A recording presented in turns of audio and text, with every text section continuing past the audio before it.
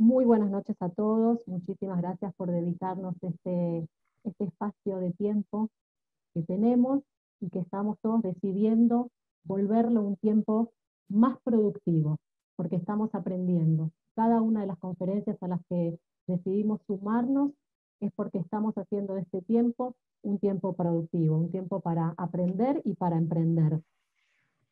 El Departamento de Promoción de Aliá de la Organización Sionista Mundial organiza este encuentro en conjunto con el Museo del Holocausto de la Ciudad de Buenos Aires, y queremos también darle un saludo a todas las instituciones amigas que se incorporaron en la organización y difundieron este evento también, lo cual hace que cada vez haya más gente. La Organización Sionista Argentina, la Organización Sionista del Uruguay, Hebraica, CISAB, Maccabi a través de su centro ESH, ILEL, NOAM, y también la gente de AMIA Joven. Somos un montón de instituciones, un montón de comunidades, y eso habla también de la importancia de poder tener este encuentro. Esta semana se conmemoró Yom HaShoah, que paradójicamente, o justificadamente, se conmemora en una fecha que no remite a la muerte, sino que remite a la vida, que habla de la resistencia, como fue el levantamiento del gueto de Varsovia el 19 de abril de 1943. Por eso, hoy vamos a tener esta charla, que es una charla que también remite a la vida, porque eso es lo que hacemos como comunidad, eso es lo que hacemos como pueblo. Siempre remitirnos a la vida, a la continuidad y a Ledor Vador, de generación en generación. Pero por supuesto no lo voy a hacer yo. Tenemos aquí invitados muy importantes para contarnos sobre este proyecto, el proyecto que se llama Aprendiz, del cual nosotros también hoy vamos a aprender. Por eso nos acompañan, y les quiero agradecer muchísimo su tiempo, la licenciada Diana Wang, a quien ahora mismo voy a pasar a desmutear. A ver, Diana. A ver, un minutito. Ahí estás, Diana. Ok, acá estoy.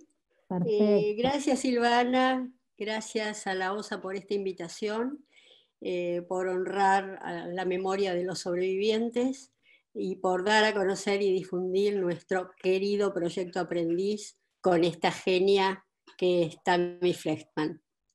Muy bien. Está Tammy Fletchman, que es nuestra aprendiz, con la que también vamos a charlar. Ahí te voy a desmutear un poquito, a ver. Y Hola a está todos, también, buenas tardes. muy bien, y Gracias por estar acá. tenemos también a Aida Ender, coordinadora del proyecto Aprendiz. Ahí creo que Aida estás desmuteada, a ver, probemos. Hola, ¿qué tal? Buenas noches a todos. Sí, estamos con una genia como Tammy Fletchman y te voy a corregir porque ella es una aprendiza aprendida, que es el nombre Muy que le bueno. damos a aquellos aprendices que terminaron, y ya vamos a hablar de esto después. Muy buena la aclaración, Aida. Y también le quiero hacer un agradecimiento importante a Jonathan Epstein del Museo del Holocausto. También te voy a desmutear. Hola, ¿qué tal? Buenas tardes. Muchas gracias por este espacio para el museo, para poder compartir y seguir con nuestra misión de transmitir y educar sobre la Shoah. Así que este espacio, como todos los que estamos haciendo en estos días, es sumamente importante para nosotros como personas y al museo como organización y como institución. Muy bien. Bueno, comencemos a charlar un poquito, Aida. Contanos el nacimiento del proyecto Aprendiz. ¿Cuáles fueron los orígenes? Bueno, creo que de eso puede hablar, es una idea que tuvo Diana hace muchos años, y quizás el origen del proyecto Aprendiz le corresponda a ella porque fue la creadora. Aunque después transitamos todo este camino juntas, ella fue la que se le ocurrió, la que habló y hizo todo lo posible para que esto se encaminara y empezara a funcionar. Así que Diana. Contanos, Ana. Entonces te cedemos la palabra a vos y después volvemos con Aida. Dale. Dale. Sí, ok. El proyecto Aprendiz no existiría sin Aida y no nos estamos tirando flores. Esto es absolutamente de verdad. Yo siempre uso la analogía de que yo puse la semillita y Aida agarró y lo hizo crecer y lo sostiene y lo mantiene. Bueno, la idea la tuve una noche de esas noches blancas que no podés dormir. y en esa semana se habían muerto varios sobrevivientes. Mira, te estoy hablando del año, Aida, fue el 2009. 2009. O 2008, bueno, por ahí. Entre el 2008 y el 2009. Sí, y algo hay que hacer. Pensé, algo hay que hacer, me desperté desesperada y apareció la idea de hacer esto. La idea es una especie de mezcla de lo que Ray Bradbury cuenta en la novela Fahrenheit 451, en donde en un mundo distópico los libros tenían que ser quemados, y entonces había un grupo de rebeldes que cada uno se estudiaba de memoria un libro. Y entonces si vos querías conocer ese libro, te ibas debajo de tal árbol donde estaba tal sobreviviente, y está fulano, es la Divina Comedia. Entonces vos te sentás y te la contaba. Es decir, esta imagen es el germen del proyecto Aprendiz. Porque entonces pensé, bueno, si los sobrevivientes no van a poder estar, porque no van a poder estar siempre, y el testimonio oral y presencial del sobreviviente es tan potente y tan fuerte, busquemos una forma de que haya alguien que ocupe ese espacio que dejan vacío.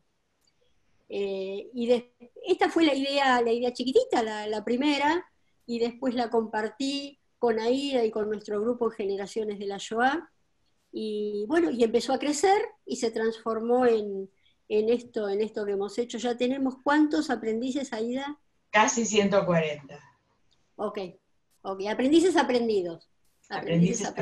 Aprendidos. Y de ese germen de idea que cuenta, de esa semilla, que es una alegoría hermosa que cuenta Diana, ¿cómo pasamos a convertir esa idea en una realidad?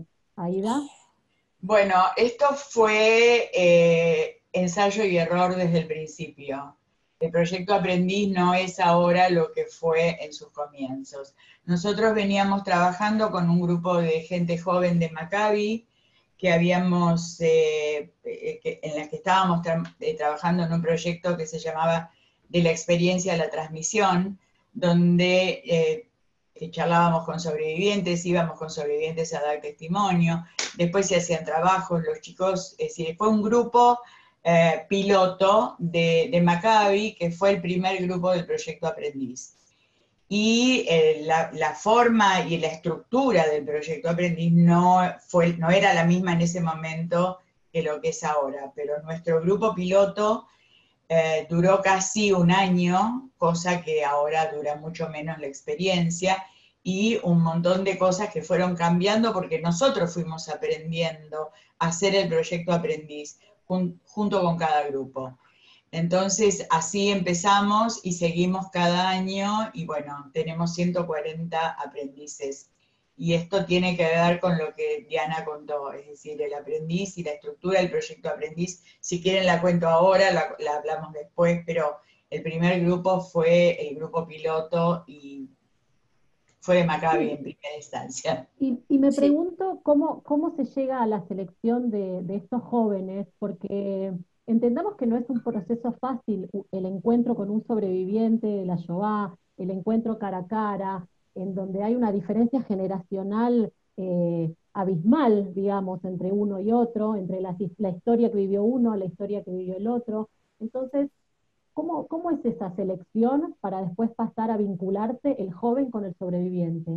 ¿Quién va? ¿Vos o yo, Aida? ¿Quién va? Dale. Bueno, no hacemos ninguna selección. Sucede naturalmente. Primero no hacemos convocatoria. Nunca hacemos una convocatoria. Después de cada proyecto aparece la gente, lo quiero hacerlo. Después de esta charla que estamos teniendo ahora, vas a ver la cantidad de gente que va a aparecer, va a decir, yo lo quiero hacer. Entonces, de la gente que se propone, que está interesada en hacerlo, la selección se va produciendo naturalmente. Primero,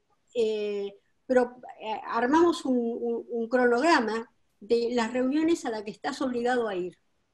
Entonces un cronograma de por lo menos 10 reuniones, de tal día a tal hora, y entonces esto produce un filtro que el 70% se cae porque no pueden, porque tengo facultad, porque tengo trabajo, porque tengo que viajar, lo que fuera. Reuniones que no son todavía con el sobreviviente. Que no son con el sobreviviente. son varias reuniones porque es toda una estructura con un proceso de capacitación y de homogeneización en un sentido de los conocimientos, porque no pueden ir a ver a un sobreviviente sin tener la menor idea de lo que pasó, y mucha gente lo que quiere es tener la experiencia del sobreviviente, pero no sabe mucho de la Shoah. Entonces, bueno, mínimamente hay que dar como una estructura como para que tengan una idea de qué se trata, y estos son unas 10 reuniones.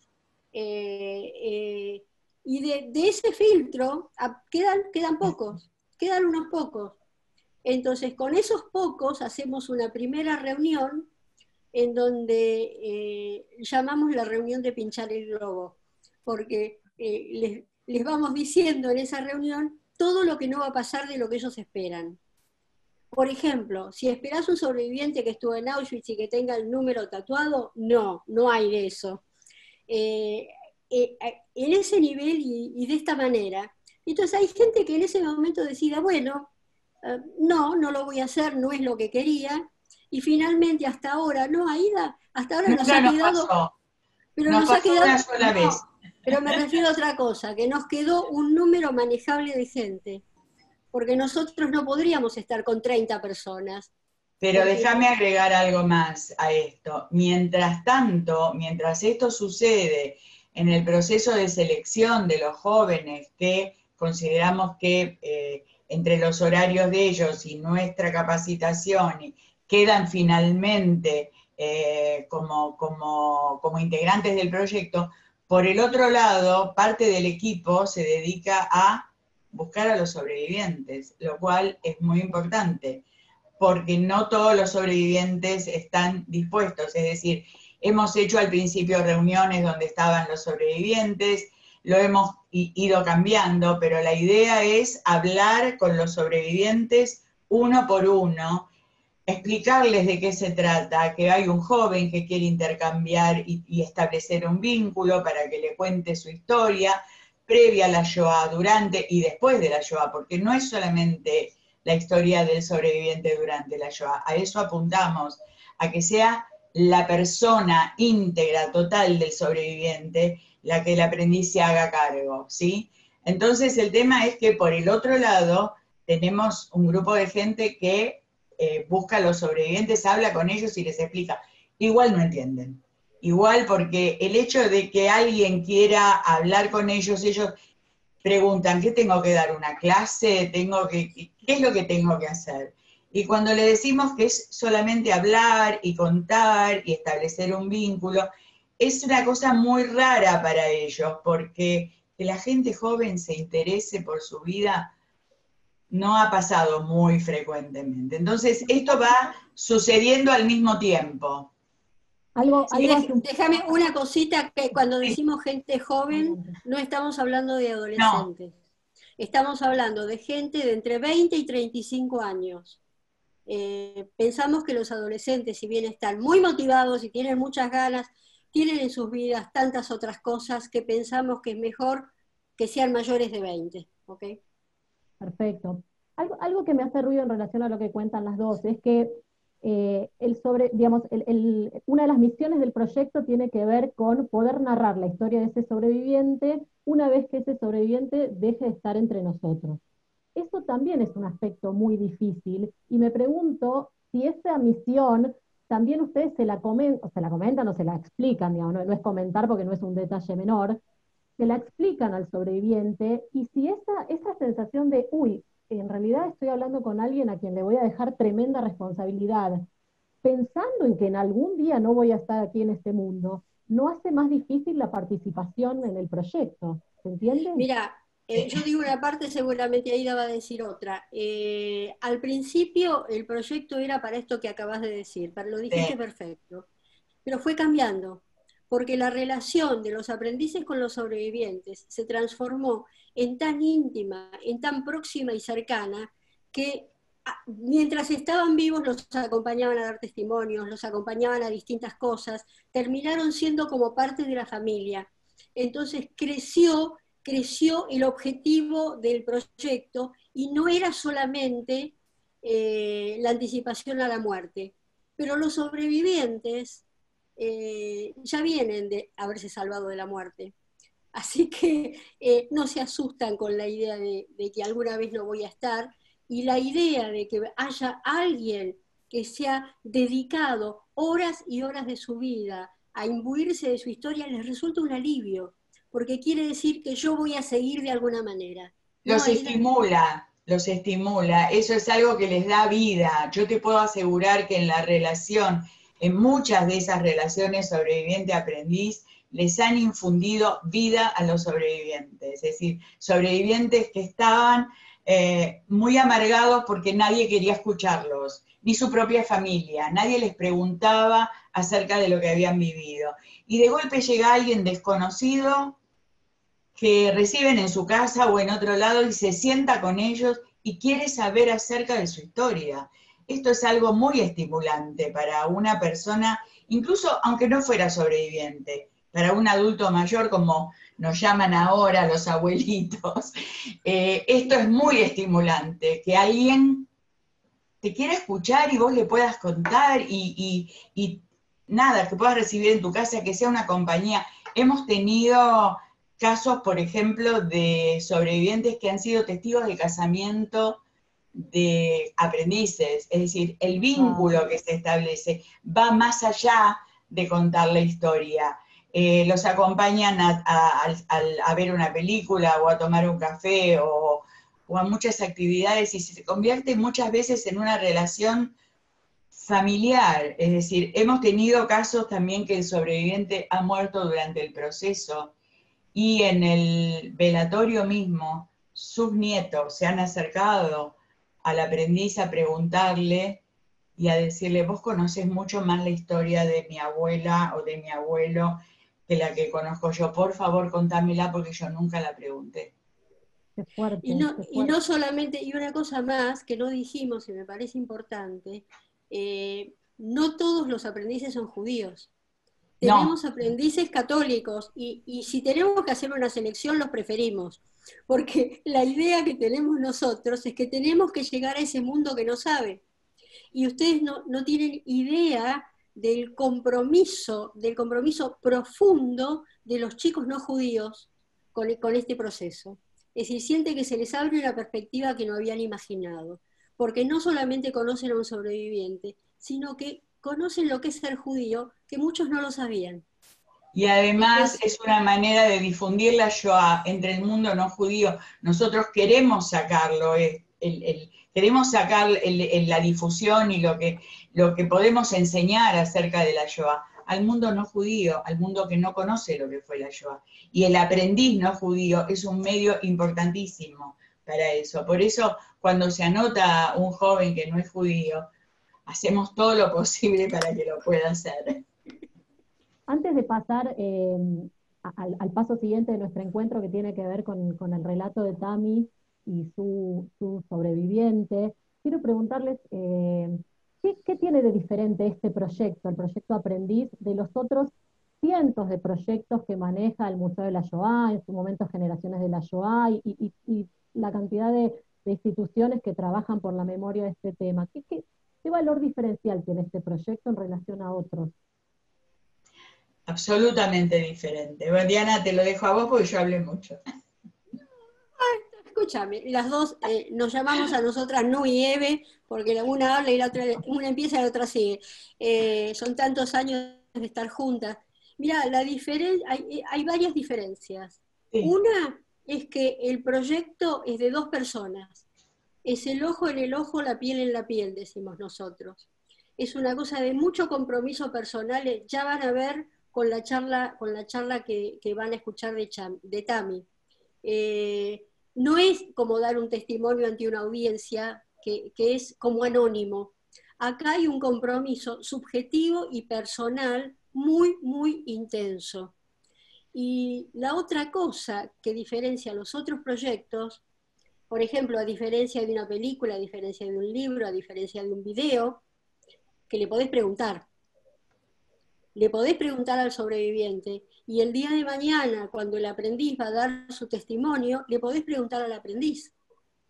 ¿Y el aprendiz qué hace? El aprendiz no personifica al sobreviviente, no hace del sobreviviente. El aprendiz lo que hace es contar cómo su propia vida y su propia persona fue atravesada por la historia del sobreviviente. Es un testimonio de primera mano de su experiencia con el sobreviviente. Déjame que te agregue algo. Diferente de otras cosas, ¿no? Sí, sí. Déjame que agregue algo. Y ese algo es muy importante. Lo único que le exigimos al aprendiz es que lleve una bitácora de la experiencia.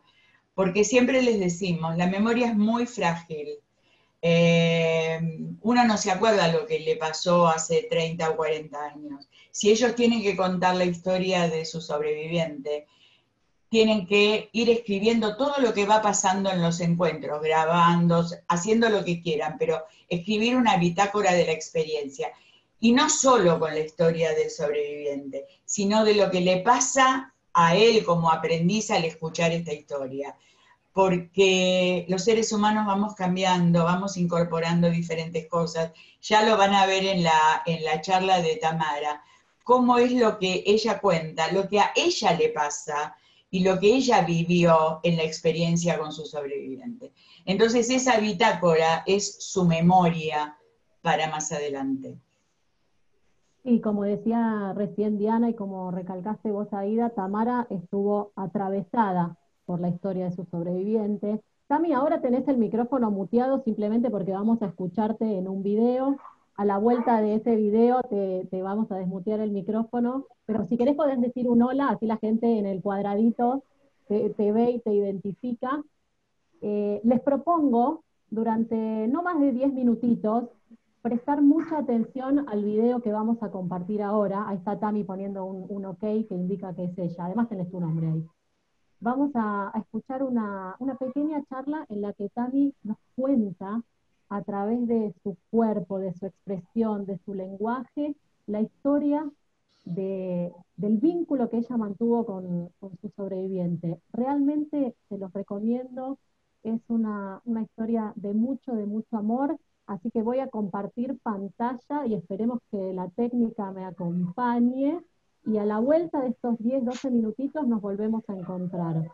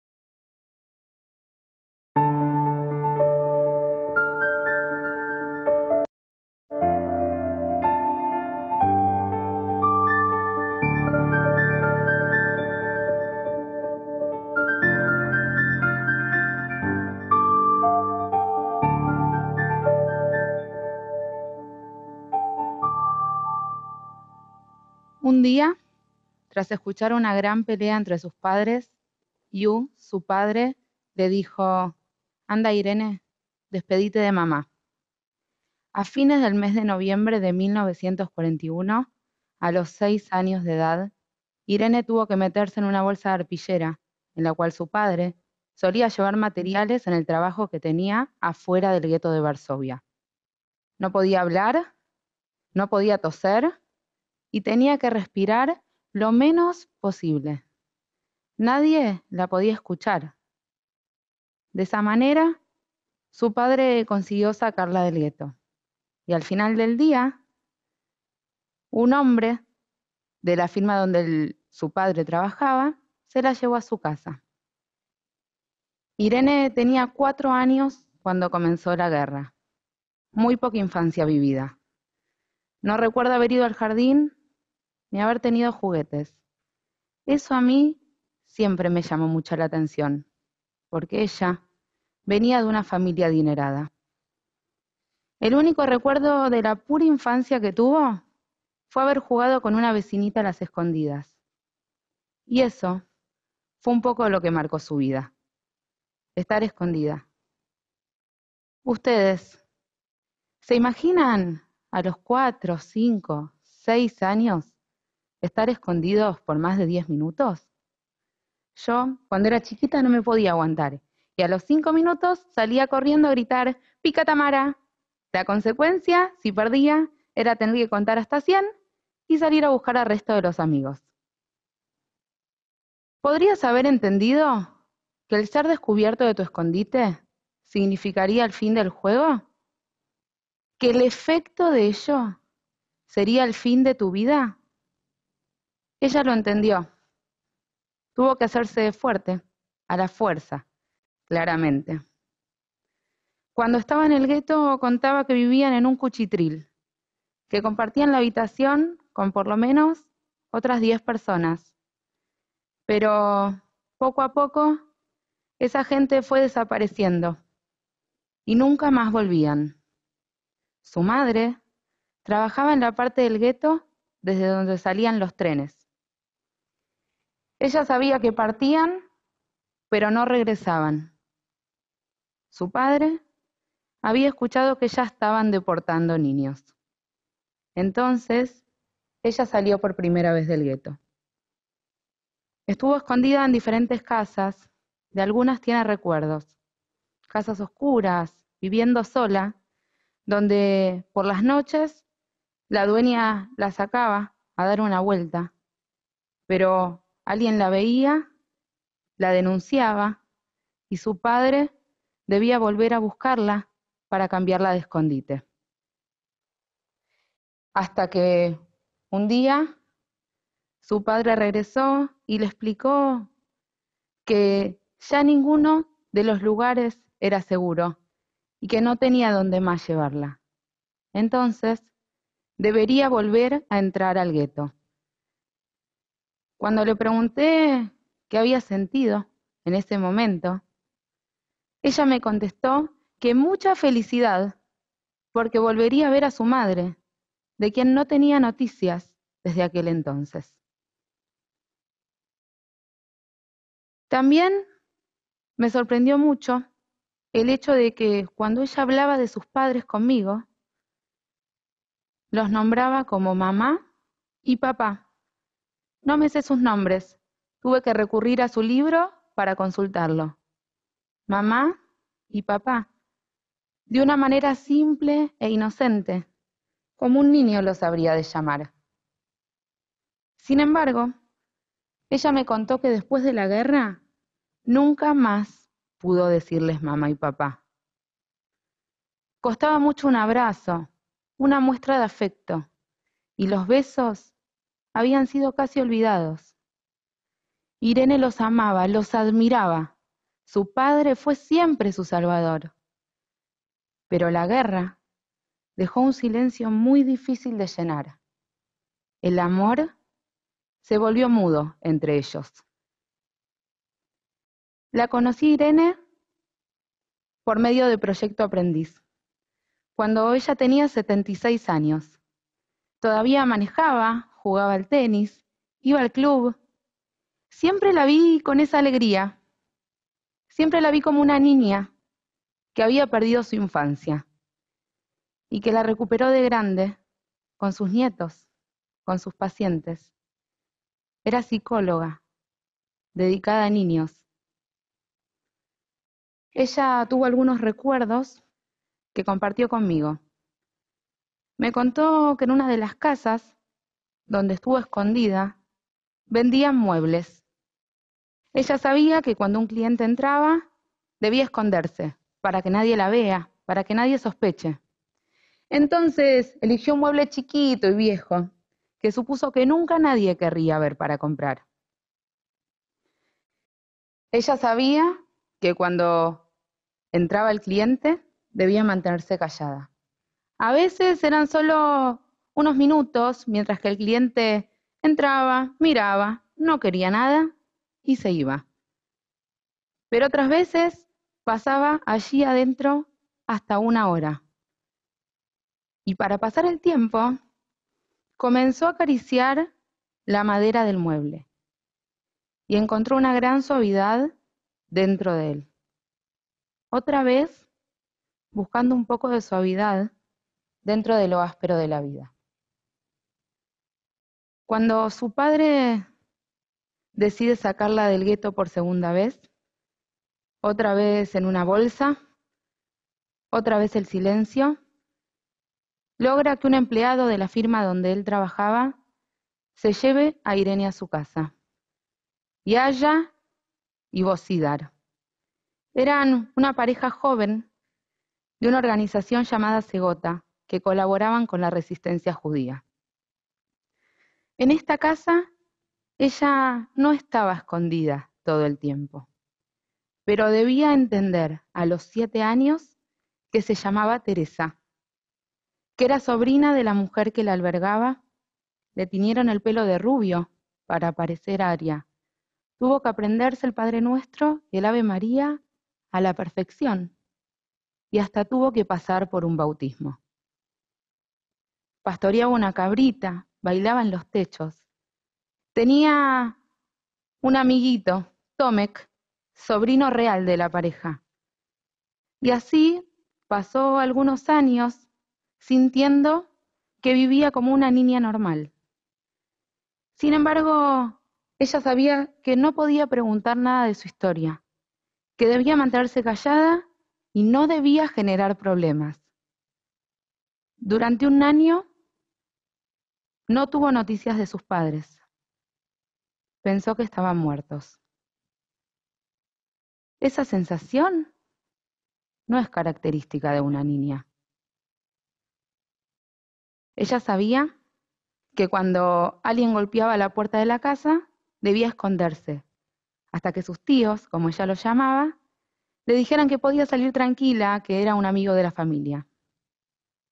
Un día se quedó sola en la casa. Tocaron la puerta. Ella se escondió. Y tocaban con tanta insistencia que ella se acercó a la puerta de entrada y gritó: «¡Ladrones, váyanse! Acá no hay nada para robar». «Irene, abrinos la puerta, somos nosotros que nos olvidamos las llaves», escuchó a su tío decir. Con gran felicidad abrió la puerta. Al otro día le regalaron una muñeca por lo valiente que había sido. Era una muñeca de trapo, estaba un poco descosida, su vestido estaba roto y le faltaba un zapato. Pero para ella fue la muñeca más linda del mundo. Es el primer juguete que recuerda haber tenido. Un día, como niña traviesa viviendo en esta casa, robó una flor del jardín del vecino y descubrió que los pétalos de esa rosa tenían una suavidad muy similar a la del mueblecito viejo. Cuando hice Proyecto Aprendiz, uno de esos días yo estaba en su casa y vi que arriba de la mesa del comedor tenía una canastita con pétalos de rosa. Y yo le dije: «Irene, qué lindo que tengas esto». Y me dijo: «Toma, lee esta historia». Entendí la importancia de aquel descubrimiento. Los pétalos de rosa le habían ayudado a abstraerse de la realidad en la que vivía. Y fue un hallazgo tan importante que procuró tenerlos a su alcance durante toda su vida.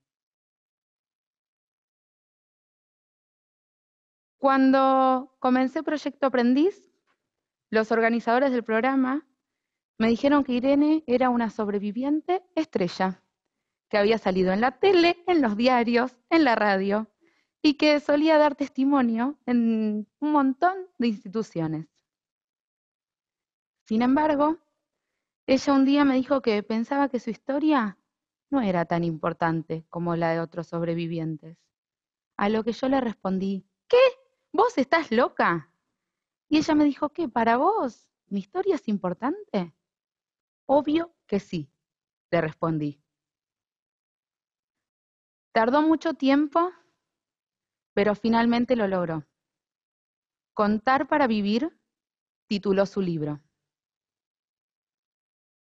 Ella solía dar testimonio en escuelas porque siempre se lo pedían. Y siempre le sorprendieron y movilizaron las preguntas de los niños. ¿Tenías frío? ¿Tenías hambre? ¿Extrañabas a tu mamá?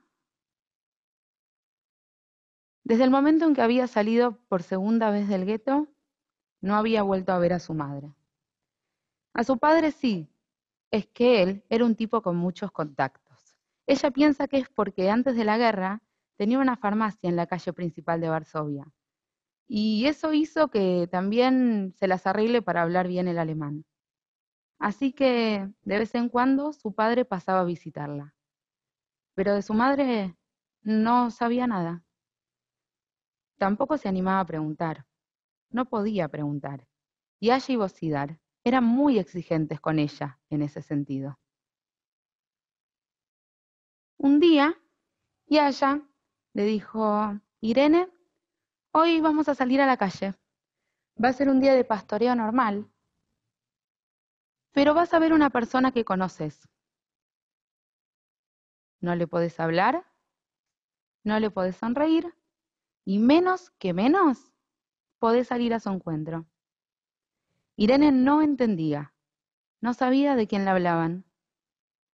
Salió a la calle y del otro lado estaba su madre. Cruzaron miradas y siguieron de largo. Irene se sorprendió. Pensó que su madre estaba muerta. Después de ese episodio, pasó un año entero en que ella no tuvo noticias de sus padres. Su padre no volvió a visitarla y a su madre no la volvió a ver.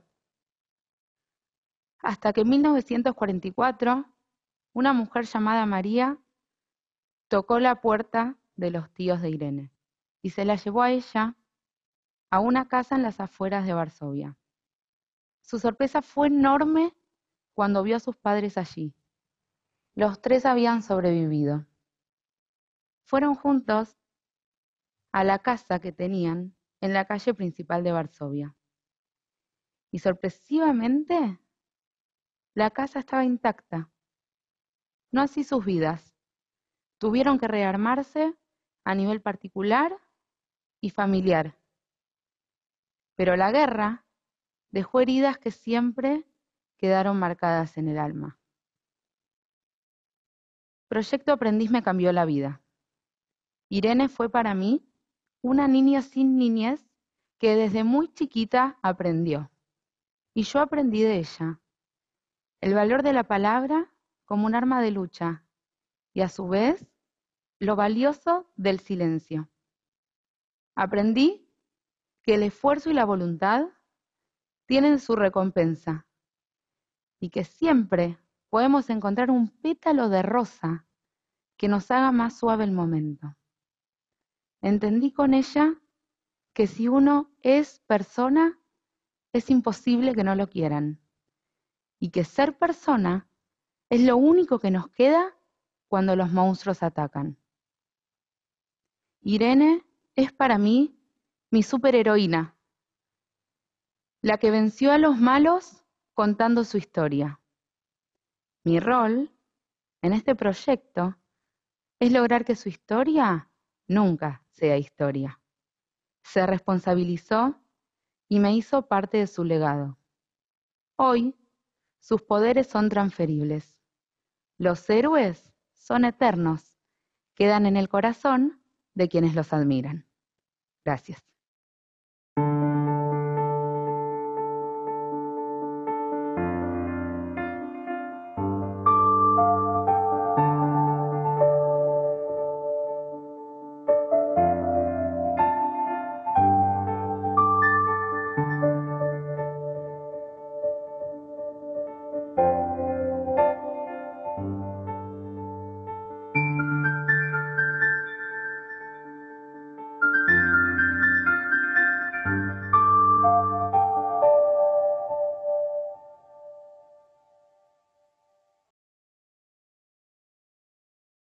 Bueno, aquí estamos de vuelta. La voy a desmutear a Tamara. Qué fuerte que es tu testimonio, Tami. Y tu superheroína, Irene Dav, falleció el 23 de octubre del 2016, pero dejó mucho, dejó un gran legado. Te escuchábamos a vos en el relato de la historia, súper conmovedor, decir muchas veces la palabra aprendí. Y no es casual todas las veces que dijiste la palabra aprendí. Entonces quiero preguntarte, ¿qué recordás, Tami, de tu primer encuentro con Irene? ¿Con qué bagaje, con qué consejos de parte del Museo de la Shoah, de Generaciones de la Shoah, te acercaste a ella y qué recordás de ese momento? Bueno, lo tengo muy latente porque hubieron algunas cosas graciosas. Bueno, yo por lo menos fui un poco nerviosa. Nos encontramos, todos los encuentros que hicimos los hicimos en su casa. Nos juntábamos antes del mediodía, charlábamos, tomábamos un té y después yo me quedaba a almorzar con ella y su marido. Y bueno, ella me dio, o sea, empezamos a hablar y ella me dio su testimonio como solía presentarlo ante audiencias. Entonces, en 2 horas me contó toda la historia. Después de eso, nos sentamos a comer y yo en ese momento no comía lechuga, no me gustaba y dejé un poquito. Entonces su marido le dice a Irene, ¿viste? Le enseñaron que hay que dejar un poco de comida en el plato. Y le dije, no, los organizadores del proyecto me dijeron que comamos todo porque los sobrevivientes pasaron mucho hambre. Y ella se descostilló de risa en ese momento. Así que bueno, ese es el primer recuerdo. Después tuve que hacer un trabajo de detective para rastrear preguntas en esas 2 horas que ella me había hablado, empezar a hablar más de detalles, de cómo ella se había sentido, y también ella tuvo que hacer un gran trabajo de abrirse a mí y de buscar en su memoria un montón de cosas que no solía contar. Como por ejemplo, Por tu ejemplo, momento más. ella me desarrolló fácilmente que después de la guerra, ellos se reencontraron, sí, con su mamá y su papá, y fueron a la casa que tenían, y la casa estaba intacta, pero estaba ocupada por los rusos. Entonces empezaron a vivir en esa casa porque les permitieron ocupar una habitación, y después de eso vivieron en un par de casas por pueblos en Polonia. Había una ley de apropiación, que si vos encontrabas una casa vacía, la podías ocupar. Y después de eso se fueron a vivir a Francia. Y le dije, ¿y con qué plata se fueron a vivir a Francia?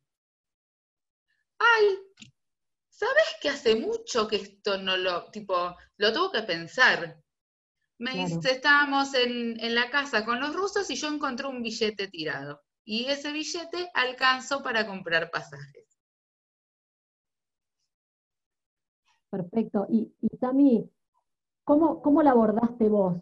Vos que decís que estabas tan nerviosa. ¿Cómo la abordaste? ¿Cómo le buscaste la vuelta para entrar y poder generar ese vínculo tan después de abuela a nieta que lograste generar? Mira, creo que, por lo menos en mi caso, puedo hablar creo que por todos los aprendices aprendidos, se genera un vínculo muy natural. O sea, no somos entrevistadores ni periodistas, somos jóvenes que estamos interesados en una persona en particular. Y eso a los sobrevivientes les llama mucho la atención. De hecho, cuando uno termina formalmente el proyecto, porque digo, el proyecto sigue para toda la vida, pero hay un tiempo determinado donde hay un cierre del proyecto formal, donde el aprendiz firma una responsabilidad, un compromiso ético, para seguir contando la historia. Y en ese cierre, Irene a mí me hizo una carta donde decía que no podía creer que una joven que estaba estudiando en la facultad, que estaba planificando un viaje, que tenía proyectos, que trabajaba, se haya interesado tanto en su historia. Como que nunca había esperado eso. Entonces creo que esa atención que el sobreviviente ve en el aprendiz hace que, y el interés del aprendiz hace que esa relación se vuelva muy humana y muy dulce. Más que ella tenía una personalidad también muy dulce, muy, muy delicada, digamos. ¿Y vos te seguís vinculando con la familia de Irene, Tami? Mira, yo quedé vinculada con uno de los hijos, con Daniel, que es su hijo más grande. De hecho, cuando nosotros hicimos la inauguración de nuestros videos en el centro cinematográfico, los invitamos a Daniel y a Paula, su otra hija, y vinieron, nos súper agradecieron. Irene también repitió el proyecto con Gastón Donsis, que está acá en la sala, varios años después de lo que él hizo conmigo. Yo participé en el 2010 del proyecto, y bueno, con Daniel, de hecho, cuando yo estaba creando la charla y ya la tenía más o menos armada, yo se la pasé, y le pedí que se la pase a Guillermo, que era el marido de Irene, y a Paula, para que ellos la escuchen y me den una devolución, porque yo sentía que si había algo que ellos pensaban que no iba, yo estaba dispuesta, digamos, a sacarlo por respeto a la familia. Así que sí, sigo vinculada, de vez en cuando nos escribimos. Y Tami, en estos ya 10 años que pasaron desde tu formación, digamos, desde tu introducción en el proyecto, ¿sentís que estás cumpliendo esa misión y ese legado con el cual te comprometiste hace 10 años? Sí, ahí Diana, con mucho... Diana y Aida contestan por vos, ¿viste? Dicen que sí, contestan. No, tiene que contestar ella.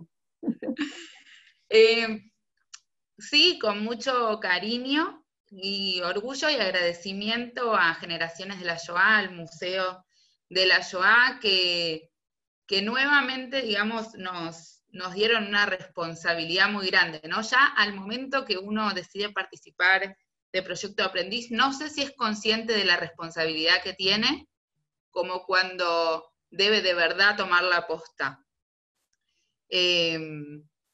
Así que sí, me siento muy comprometida hacia Irene en particular y hacia el proyecto en general. De hecho, desde que lo hice en el 2010, se cortó la reunión. Ahí está. No. Desde que lo hice en el 2010, en varias oportunidades tutorié a aprendices que estaban participando ese año. Cada aprendiz tiene un aprendiz aprendido que es tutor. La idea es que el aprendiz tenga una contención de alguien que pasó por el proyecto, que también se pueda asesorar de alguna manera. Quizás estás atravesando algo que es tan fuerte y no es lo mismo hablarlo con cualquiera, porque solo el que lo pasó sabe lo que significa pasar por este proyecto. Así que... La veo a Aida muy emocionada, ¿no? Te voy a abrir el micrófono. Todo el tiempo, tanto Diana como Aida y Johnny también, que están tan cerca del proyecto, asienten con la cabeza, con cada una de las palabras que dice Tami, como si fuera misión cumplida, ¿no, Aida? No puede hablar, Aida. Diana... Es misión cumplida, es decir, cuando los vemos a ellos, cuando van, porque no solamente van cuando se pasa el video, ellos han expresado esto que ella expresó en el video, en forma personal, en muchas instituciones, en muchas actividades. Lo de los aprendices aprendidos es algo maravilloso. Los vemos, los escuchamos, y los hemos escuchado muchísimas veces, y cada vez que los escuchamos nos emocionamos. Especialmente porque conocemos las historias y sabemos, por ejemplo, lo que te contó recién Tami. Hubo después otro aprendiz que hizo el proyecto con Irene. Y estas historias se complementaron de tal manera, porque lo que vivió Gastón con Irene fue otra historia. Es decir, es la misma historia, pero es cómo te atraviesa personalmente como aprendiz y como joven y como persona esa historia. Y entonces se van complementando, y entonces escuchamos a uno y escuchamos a otro, y están hablando de la misma persona que pasó las mismas cosas, pero son historias, ellos son diferentes, entonces las historias son muy ricas, y por eso esta complementación es lo que lo hace tan emocionante. Y además para nosotros, los que trabajamos con el tema de la transmisión, de la investigación y de la difusión, ver a Tami hacer lo que hace es como decir, bueno, misión cumplida. Es decir, ella está siguiendo este trabajo. Y por acá hay un cuadradito donde está Gastón, que Sí. Gastón ahí está saludando con la mano. Está con su beba. Y tiene en lupa la beba, pero la rubia más grande, esa de pelo rubio, que la llamaron Irene en recuerdo de Irene Dav. Aparece, ahí está, mira qué precioso. Vamos a preguntarle a Gastón. Gastón, ¿querés que te abra el micrófono? ¿Querés decir algo? Bueno, Gastón, saludos, segundo, estoy con toda la familia escuchando y por ahí se escuchan los ruidos. Pero nada, muy movilizante para todos. Bueno, Gastón, muchísimas gracias por participar de este encuentro. Seguramente en otros tantos serás vos el que narre la historia, porque esta es la idea, ¿no? Que cada uno de ustedes pueda tener ese espacio. Ningún problema, bienvenido. Es hermoso y maravilloso poder contar la historia de Irene. Quiero decirles Muchas gracias, Gastón. Deja que diga, ¿qué quiere Bueno, decir? estamos toda la familia, Sí, yo creo que hay conectados muchos aprendices aprendidos en la reunión, pero lamentablemente, Silvana, el tiempo es inexorable. Y supongo que sabés de qué estoy hablando. Totalmente. Quiero para cerrar este encuentro, volver a agradecerles a todos y darle la palabra en estos últimos minutitos a Jonathan Epstein del Museo del Holocausto. Te voy a desmutear, Johnny. A ver, ahí estás. Para que nos cuentes un poquito con toda esta cantidad de gente, 140 y tantos, nos decían Diana y Aida, que ya pasaron por el proceso, que ya son aprendices aprendidos, o incluso los que están haciendo el proyecto en la actualidad. ¿Qué es lo que el Museo del Holocausto planifica hacer con toda esta gente tan comprometida? A ver, creo que Aida y Diana tienen la fuerza y toda la idea de la transmisión por medio de los jóvenes, y se lo doy a ellas. El museo tiene al día de hoy, con lo que tiene que ver con la cuarentena y con todo lo que está pasando, la posibilidad de buscar más de una alternativa para que esto sea posible, de transmitir y educar, y el proyecto Aprendiz tiene esta posibilidad de que muchos aprendices puedan contarle a más gente lo que pasó. Lamentablemente, los sobrevivientes con los que hoy contamos entre nosotros no tienen el uso de la tecnología como tenemos algunos, o no me quiero hacer cargo porque no soy muy ducho en eso, pero contar con jóvenes aprendices que pueden contar, transmitir, es fundamental. Muchísimas gracias, Johnny.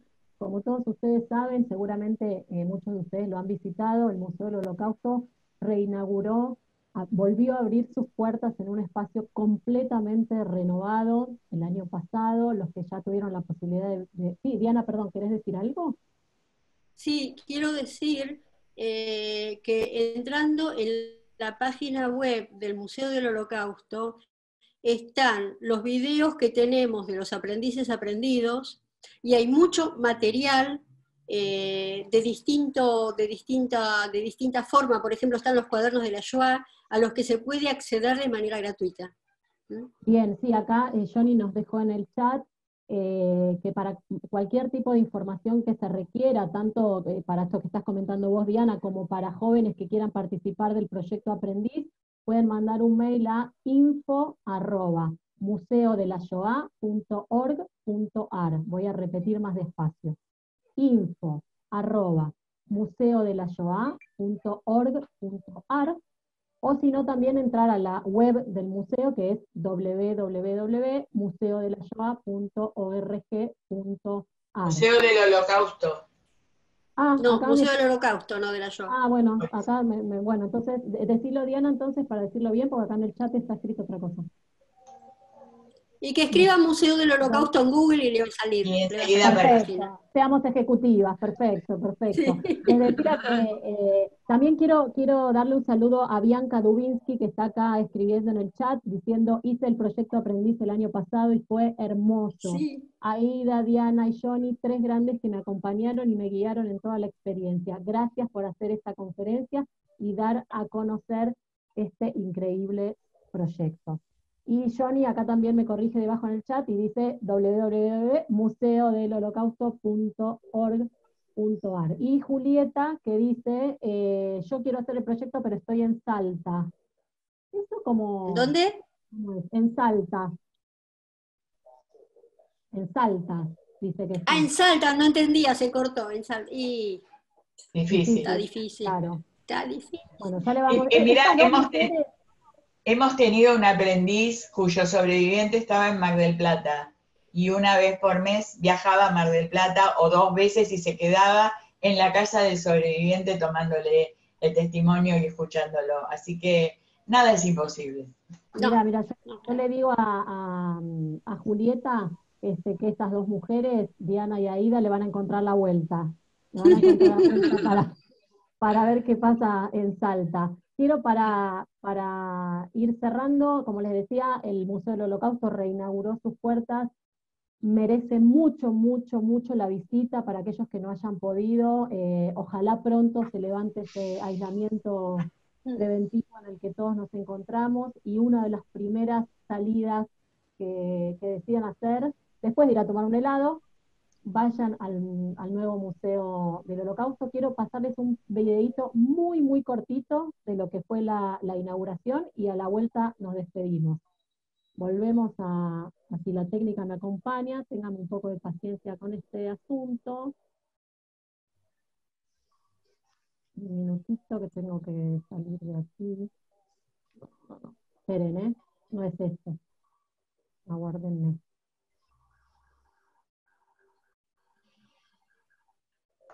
A ver si ahí lo comparto.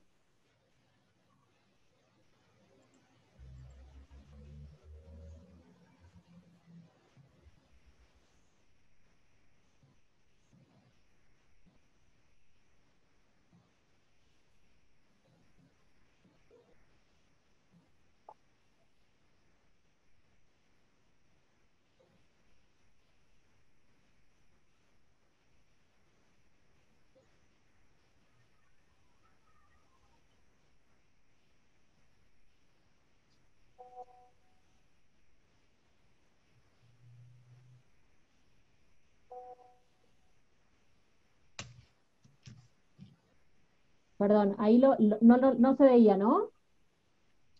A ver, voy de nuevo. Un segundito que voy de nuevo, ¿eh?